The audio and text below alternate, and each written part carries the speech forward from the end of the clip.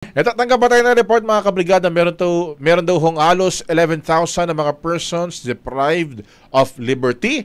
Aba, nagtapos daw ho ng pag-aaral sa loob ng detention sa pamamagitan niya ng ALS, partner. Aba, magandang balita yan, partner, ha?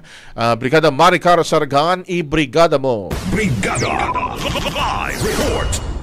Iniulat ng palasyo na nasa 10,739 na persons deprived of liberty o PDLs ang nakapagtapos ng elementarya at high school sa ilalim ng Alternative Learning System ng Department of Education.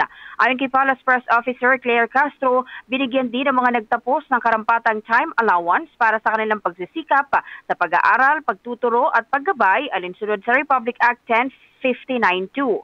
Kasunod na rin anya ito ng panawagan ni Pangulong Ferdinand Marcos Jr. na itaguyod ang hustisya at kalinga. Samantala, 107 PDLs naman ang nagtapos ng kolehiyo sa ilalim ng Tertiary Education Behind Bars program, katuwang ang Commission on Higher Education, habang may 720 PDLs pa ang kasalukuyang naka-enroll sa iba't ibang degree program sa pakikipagtulungan ng Bureau of Jail Management and Penology at ng ilang universidad.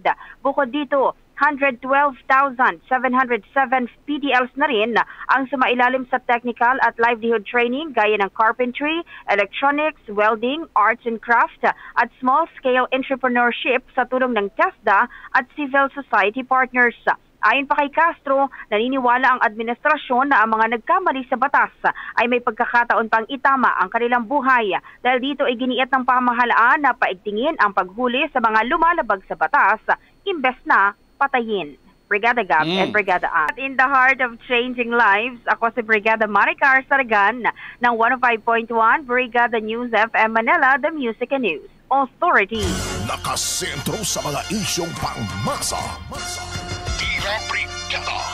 Tira Brigada. Ang bahaging ito ay hatid sa atin ng Drive Max Coffee. Ligayang tuloy-tuloy.